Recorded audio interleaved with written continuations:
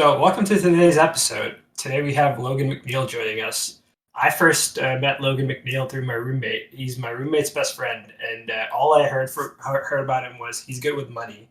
And the first time I talked to him, he talked to me about starting up a TFSA, and he told me to pay my taxes, which I'm currently in the process of doing. So, uh, Logan, welcome to the pod.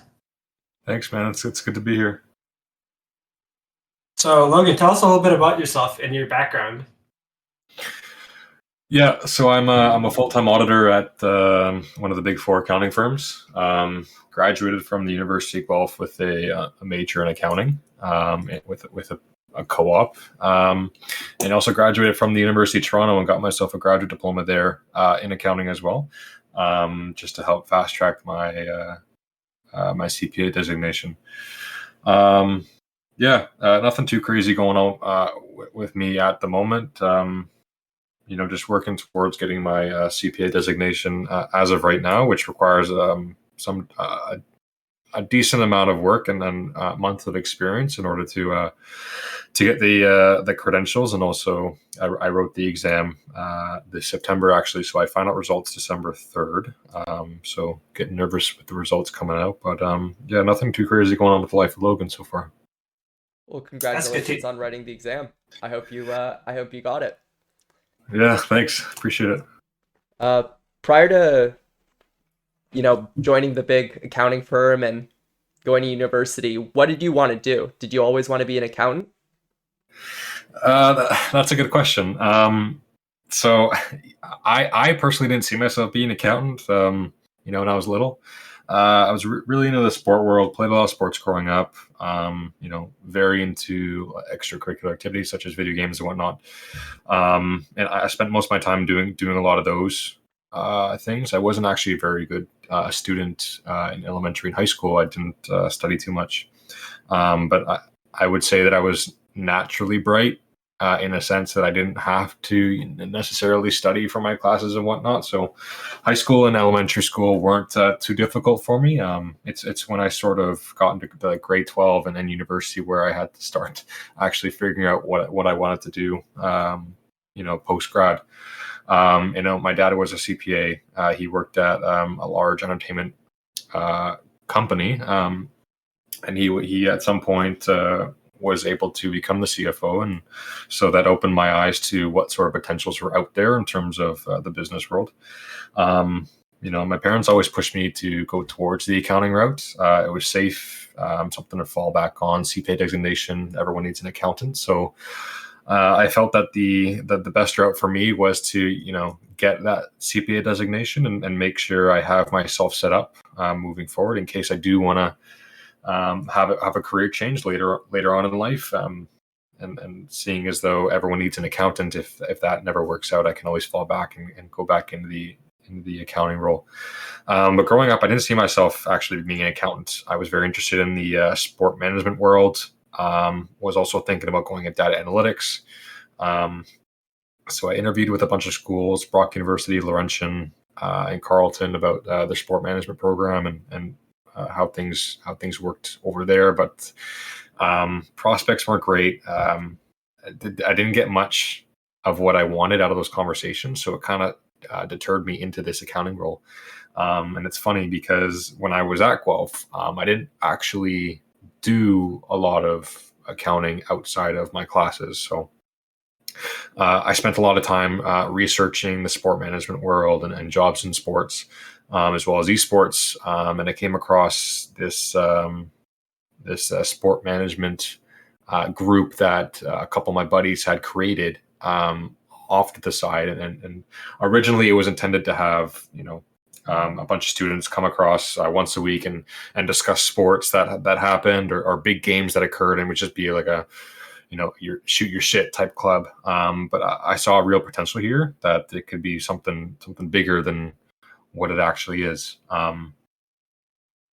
So throughout my career within my university career, I spent a lot of time working at this sport management club.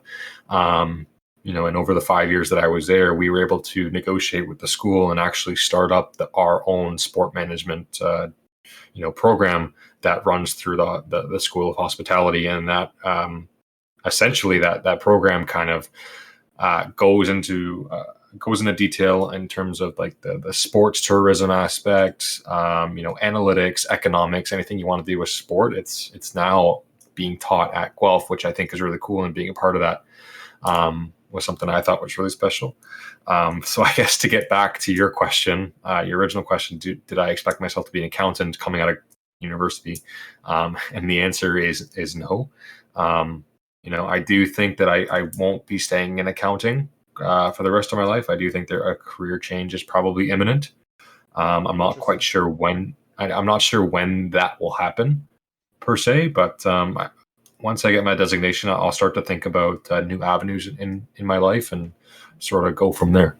What might that look like? I've seen just on your Twitter, you're really into the NFT and crypto space. Would you consider a career maybe working in the metaverse, or do you have different aspirations?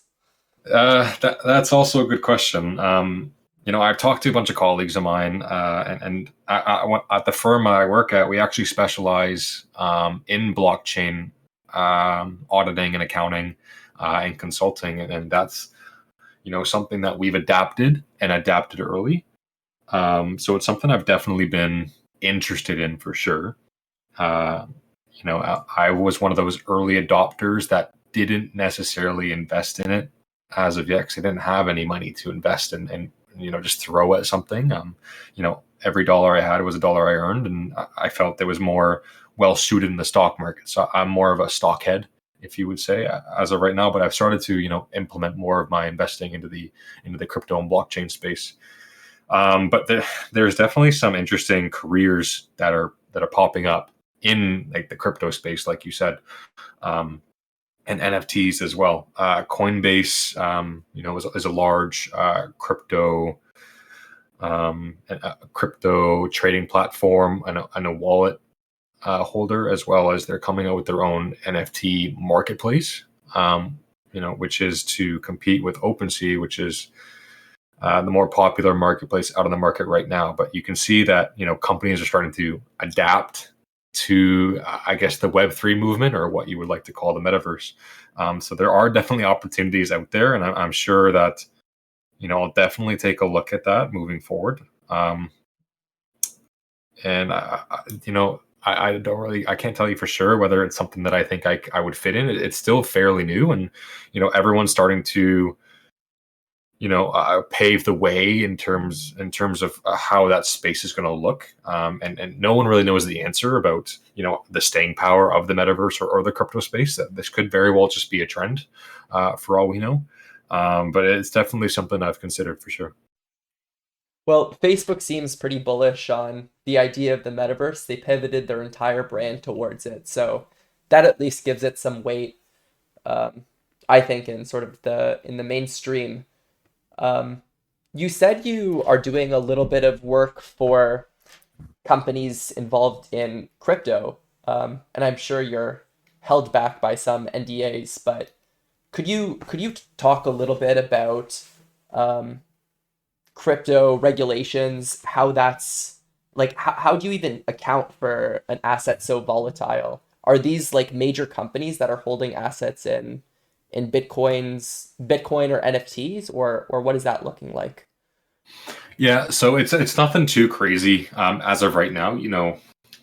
These larger companies, they're quite hesitant to jump into this space, but they are dabbling in holding some of those assets on their balance sheet, which of course are very volatile. And the way we work around that is with the blockchain. It's essentially like the most auditable software that there is out there.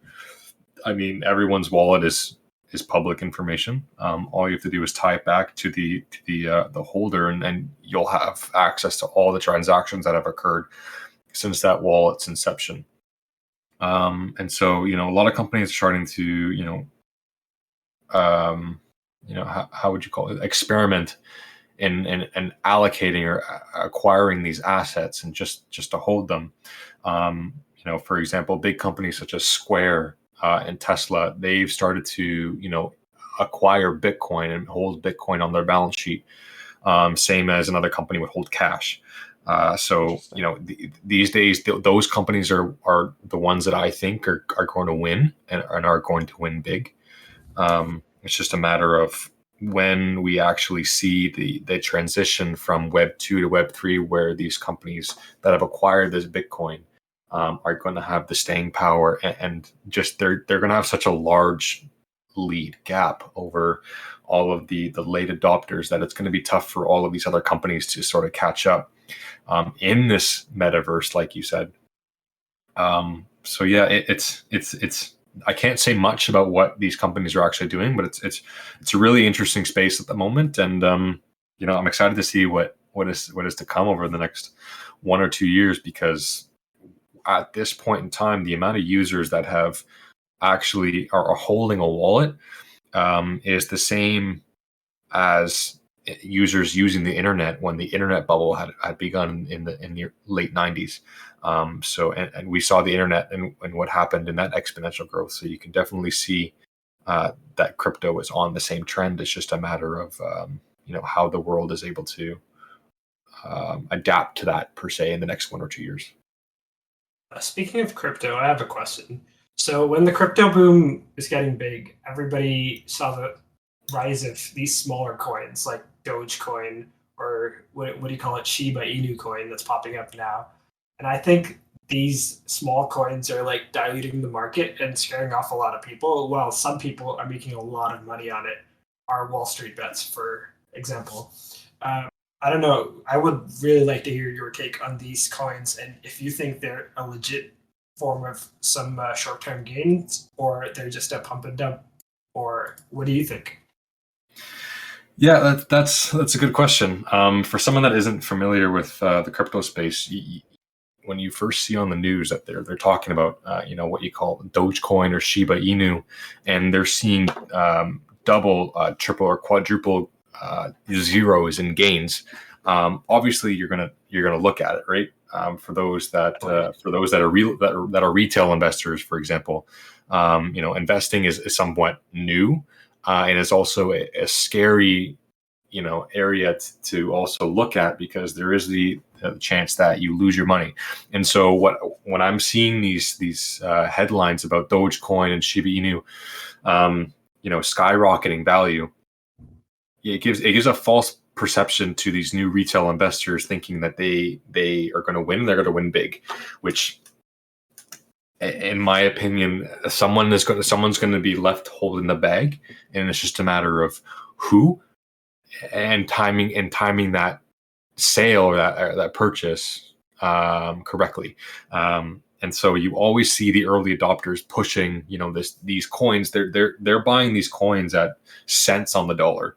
And so they push these altcoins on social, such as TikTok, Twitter, Discord. I see a lot of Discord chat rooms, and they're pushing these altcoins, talking about how it's the next big thing, and all they're doing is pumping, like you said, the value of these coins.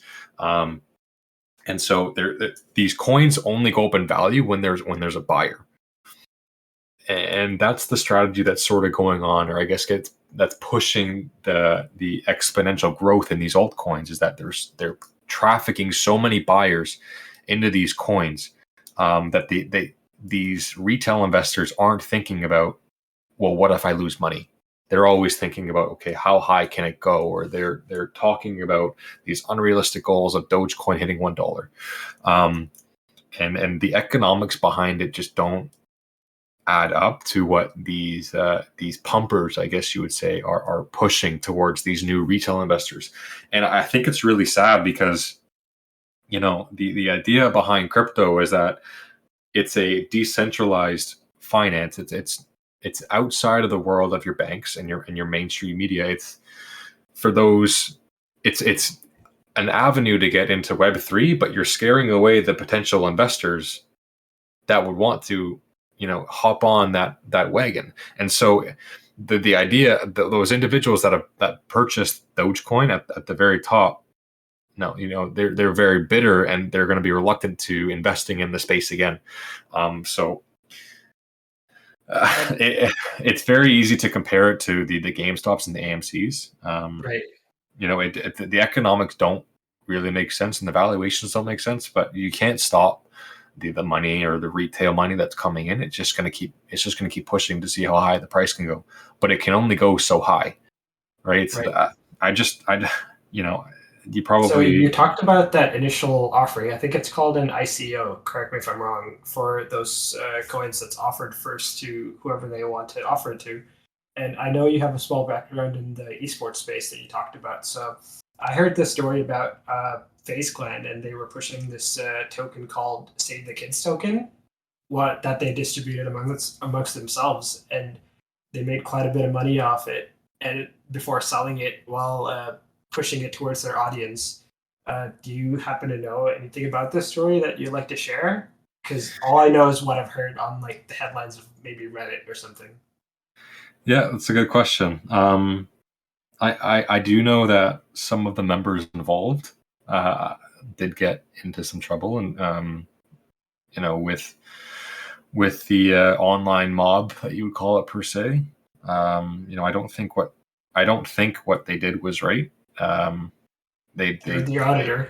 Yeah, I'm the auditor, so in theory, what happened was they pushed this coin and essentially, dumped right as the initial sales were occurring. So when the initial euphoria per se, when a new coin is coming out, you always want to be the initial adopter because you're going to get the coin at the lowest possible price that you can before it hits the market.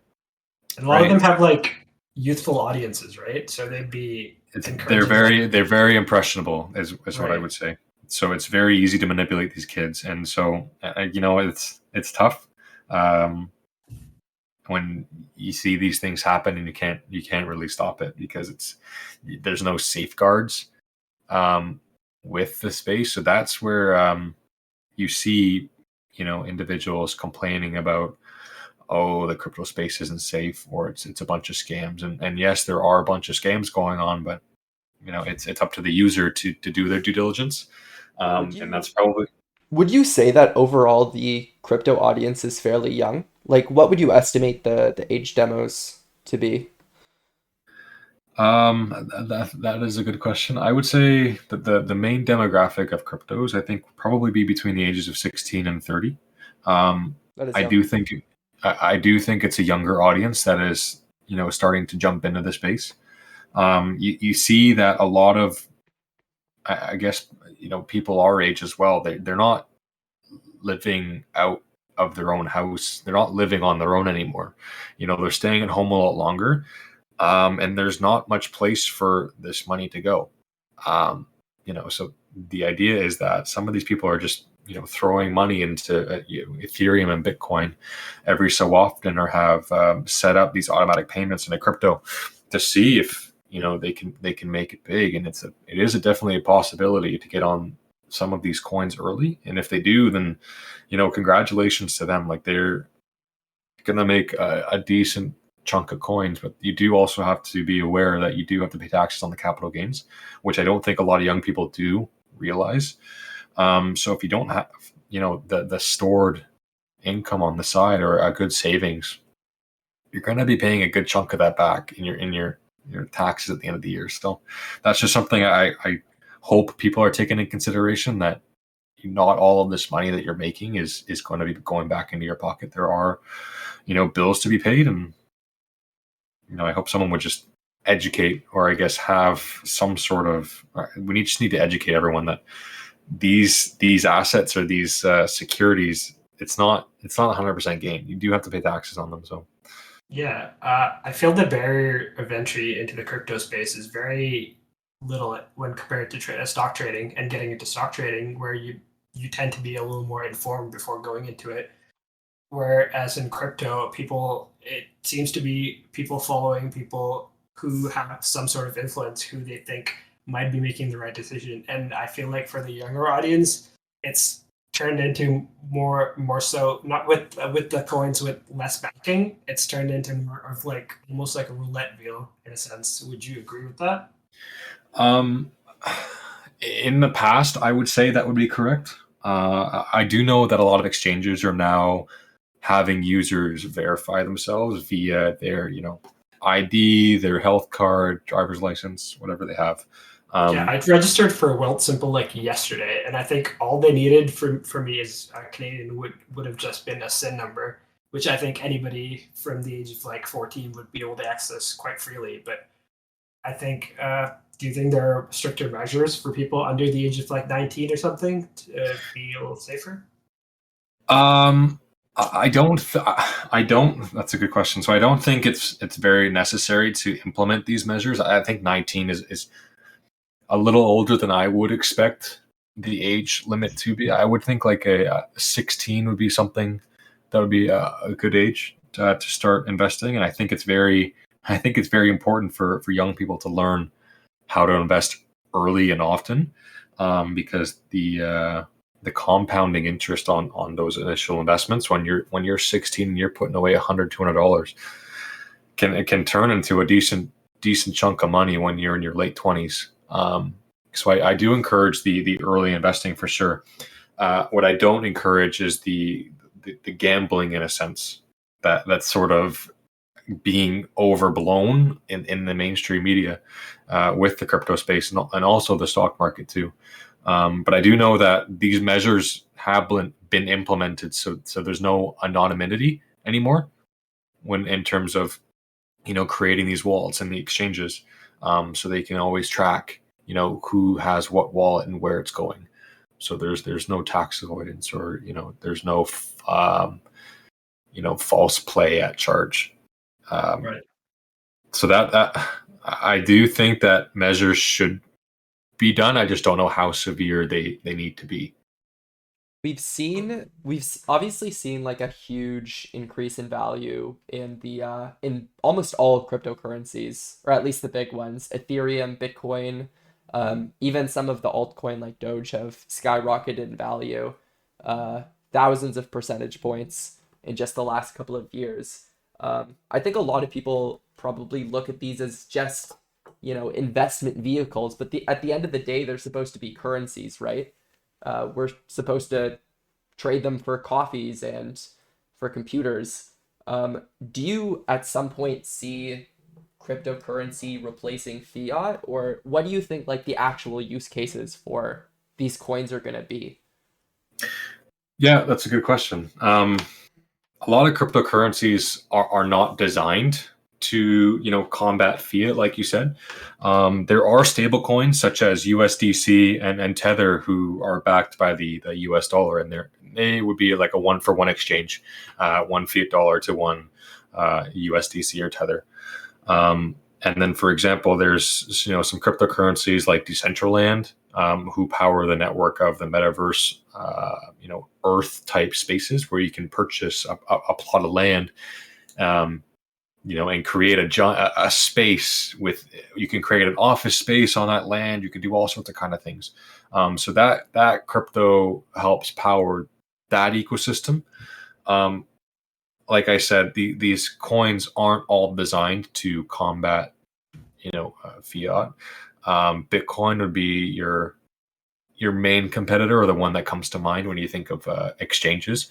And you do see countries like El Salvador and Zimbabwe's starting to talk about adding Bitcoin as their national currency.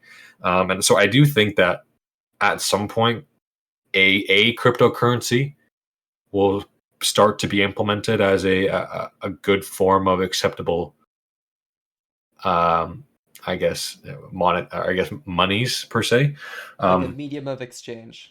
A medium of exchange, yeah. So I don't think that coin is here yet.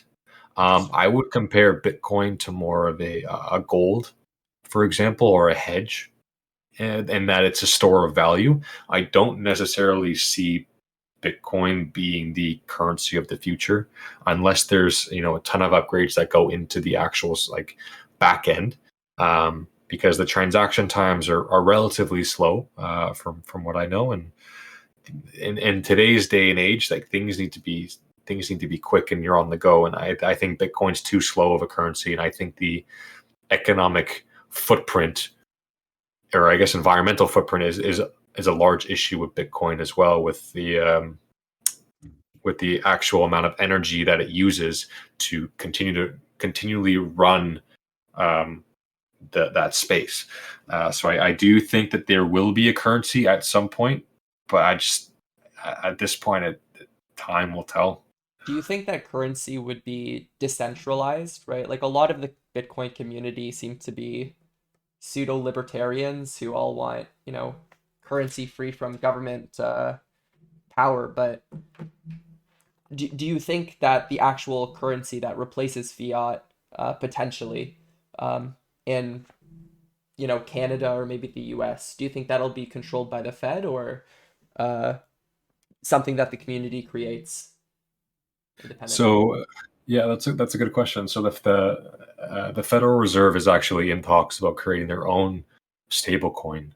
Um, I it's a tough question to answer because I don't see one governing body governing a specific coin. I think the idea behind the crypto space is the fact that it's decentralized, and when you implement this medium, it sort of defeats the purpose of the actual space itself.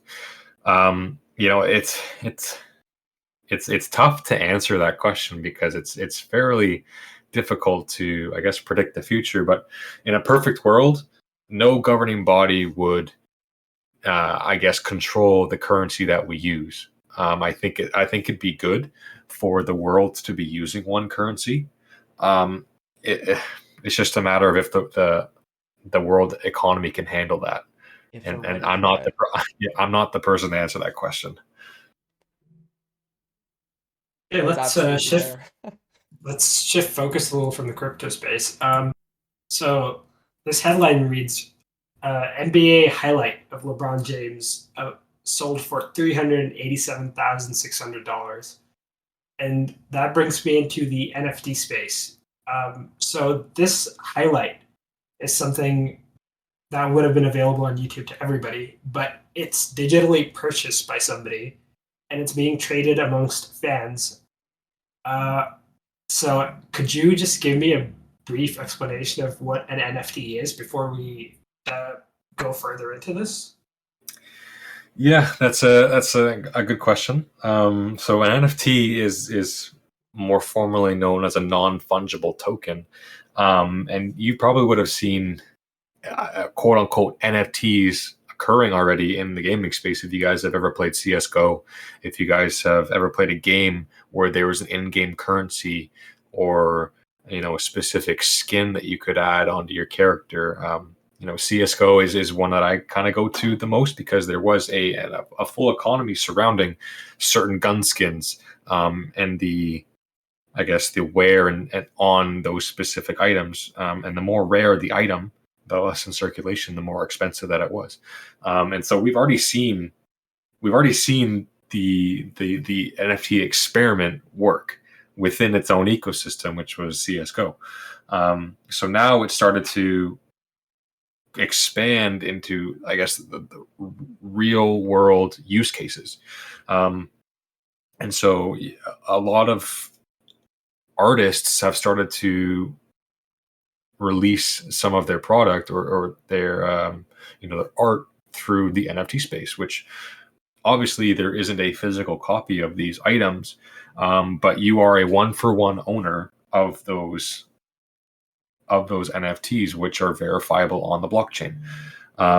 So for personal experience, I own a few NFTs. So there's a website called OpenSea.io, which is one of the leaders or mainstream marketplaces that a lot of traffic has gone through these NFT projects. And so what's fairly popular right now are these profile picture NFT projects, which are 10,000 AI generated pictures that are all unique to themselves, and there's not a single NFT that is alike. They're all individualized in their own way. And so one that comes to mind, you guys have probably heard of CryptoPunks. So there are 10,000 CryptoPunks that are all individualized, and there will only be 10,000 of those CryptoPunks, which is where you see the demand come into play. The I guess the idea behind it is it's an early case to the metaverse. Right, but pardon my take on this, but I don't want to be the old man yelling at a cloud here, but I was the same way, the same old man yelling at a cloud when it came to TikTok, and I was like, we had Vine back in my day.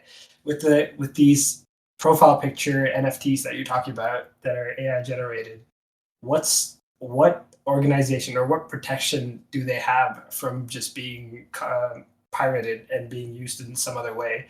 The intrinsic owner of this digital art, as you'd say, what protects him from being the only official owner in a space like the internet, which is very hard to regulate? And I know that he can take like a million people all over the world on the internet to court over the image as of now. So Yeah, that's one of the issues that the internet is trying to solve. I do know that when you purchase an NFT, it's verifiable via the if it's a ERC20 token, which is powered on the Ethereum blockchain. It's that NFT is tied to that wallet, and if you own that wallet, you own that NFT. So I don't think it's more of a he said, she said type deal where you're going to be telling people, hey, don't use my profile picture, because it's easily proven who the rightful owner is of those specific assets. I think it's more of a play on scarcity, exclusivity, access to certain communities, use cases such as access to certain events, access to certain assets. So there are projects that give you use cases or utility with purchasing one of the NFTs in the project. It's just a matter of doing your due diligence and finding those projects that provide you the best return on your investment. Again, the space is so new that we're all working through these issues together, and there's no right answer as of yet. I think the idea of NFTs is adopting a lot quicker than anticipated. And so you will see the market of these NFTs, follow almost a roller coaster pattern. Ups and downs, and it's those individuals that are accumulating the assets and holding through this roller coasters are the ones that are truly believe in the idea. But I don't know the answer to all these questions. It's very, very complicated space, and I obviously have to do more research on my end. So if I use this analogy, and you can tell me if I'm right or wrong. So let's take the example of the sneaker community. So you're saying that the NFT could be like an authentic Jordan, let's say, for example, and you're saying that I can't have a fake Jordan and say that it's also real or mine. Whereas you could say, well, mine's verified by, let's say, StockX or something as OpenSea, whereas I can't do that. So that's how your authenticity would be rewarded.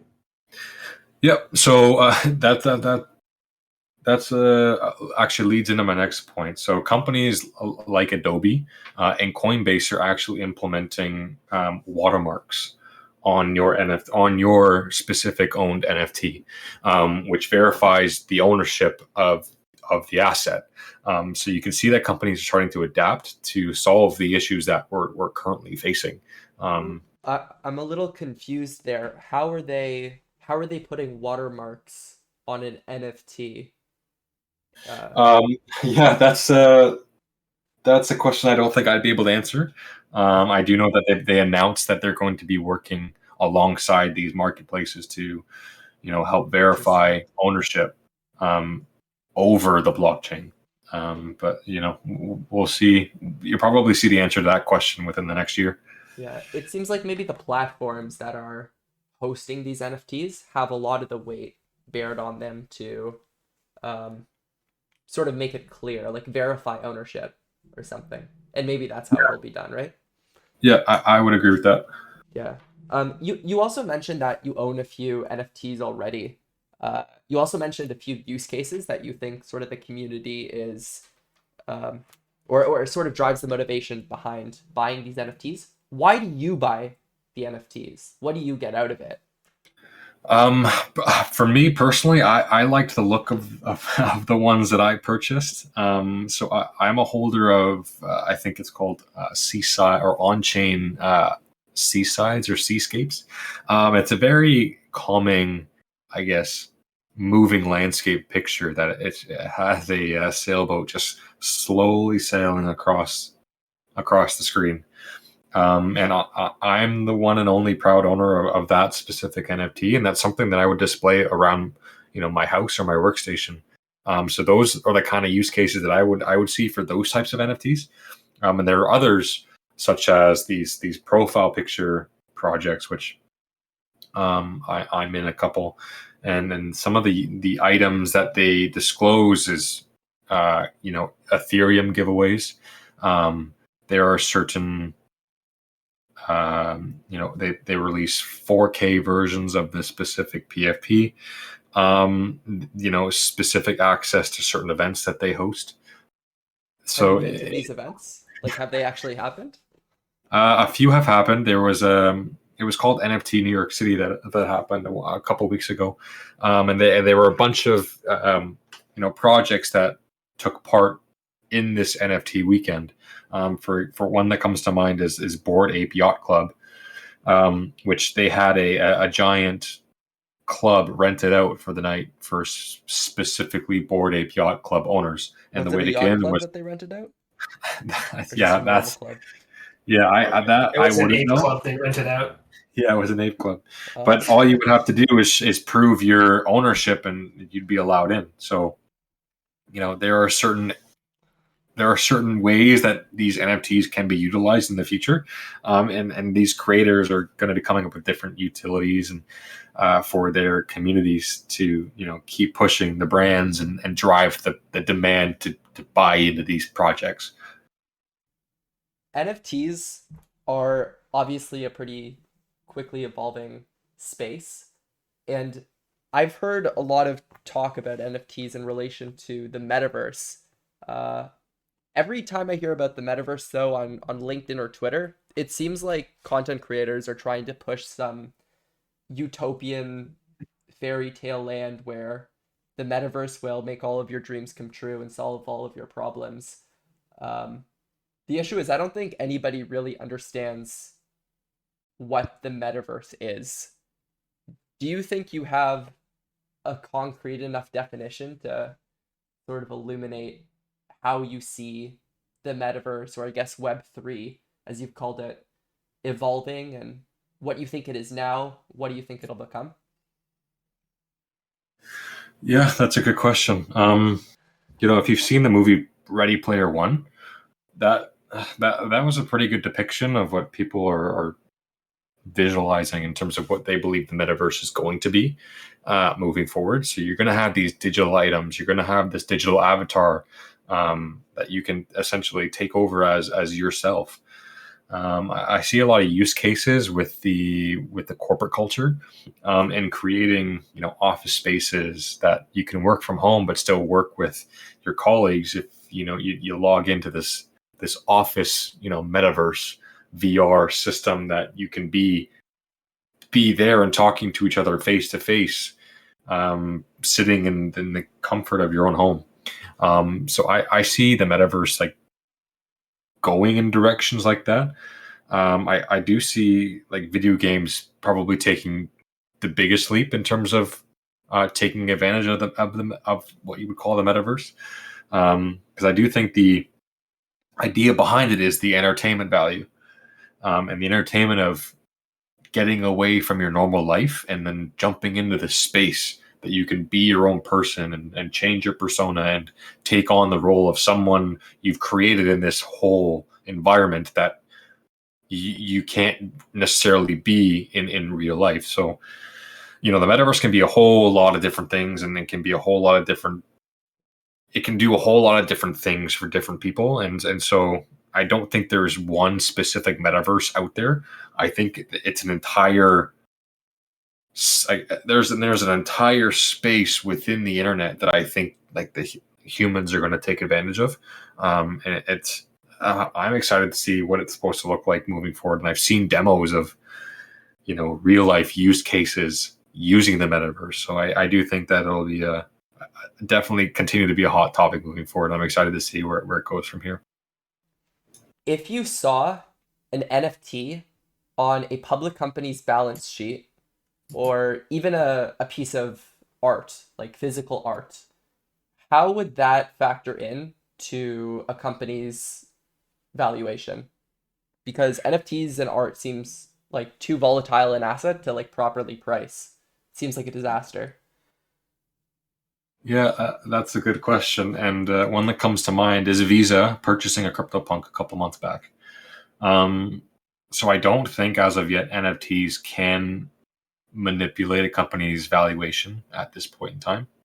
The key areas in determining a company's valuation is essentially their stock price or their stock.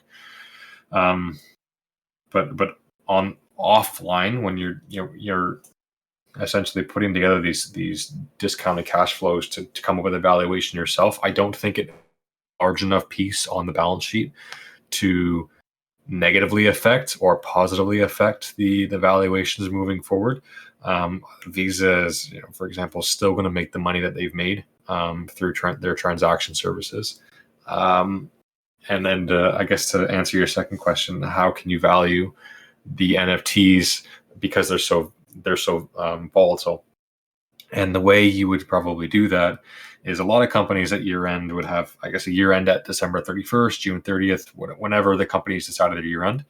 You would just value the NFT based off of, I would say, the last 10 trading days prior to, or you can take the value as at their year end date. So it's very, very easy, I would say, to value the NFTs at that point. All you would do is trace what's been going on in the market, and I wouldn't treat it any differently than any other security that would be on a company's balance sheet. For example, ownership in another company's shares. Like you all you would do is value that on the market for an as at date. So I don't think there's any difference per se. See, recently there's been talk in the news of Americans taxing unrealized capital gains. We're Canadian here, and I know you practice accounting in Canada, so it's possible you don't. There are different rules, but how do you feel about that type of tax system? Do you think it would work or be effective? I do think that it affects the smaller investor a lot more than it would the larger investor, because there are avenues to avoid unrealized gains, but the small retail investor don't have the same capabilities to do those certain things. And the idea behind investing is to invest in order to create wealth for yourself, and getting taxed on unrealized gains that you haven't sold out of, I think is not the smartest move moving forward. I think 50% tax on capital gains is, I guess, the best thing in place as of right now. There probably is a better way to do it. I haven't researched it enough to understand how to improve the system as it is right now. But I do know that unrealized, it does hurt the smaller investor more than it would the larger investor.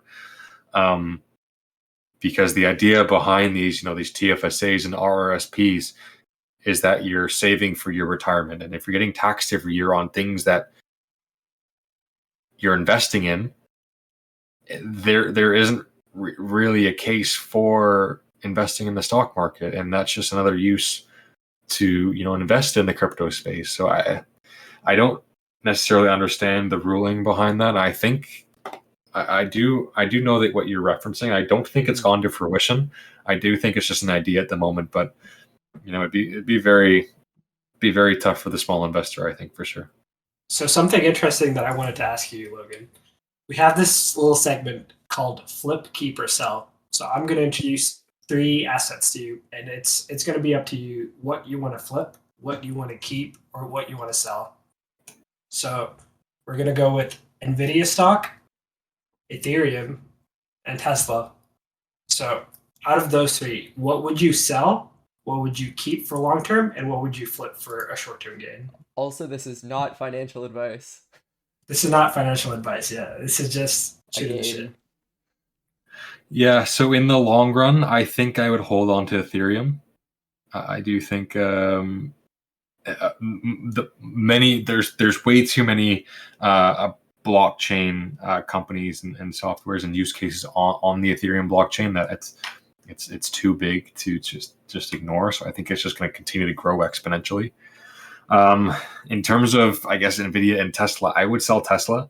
I do think that it's the valuation is incredibly high at the moment, and I would rather take the cash now and invest it elsewhere into Nvidia, which I would then flip after a couple of years of holding. I think Nvidia is going to be a good play on the metaverse. They're going to be powering much of what we're going to be seeing with their graphics cards. So that's the one I think I would flip, and I would sell Tesla. Well, there you have it, folks. That's not financial advice for you. So I advise you to not do that, not do any of what he said, and live your lives. So once again, thank you, Logan, for joining me and David here on the first ever episode of the podcast. Yeah, no problem. Anytime. It was fun, and I'm glad to be part of your guys' new podcast project.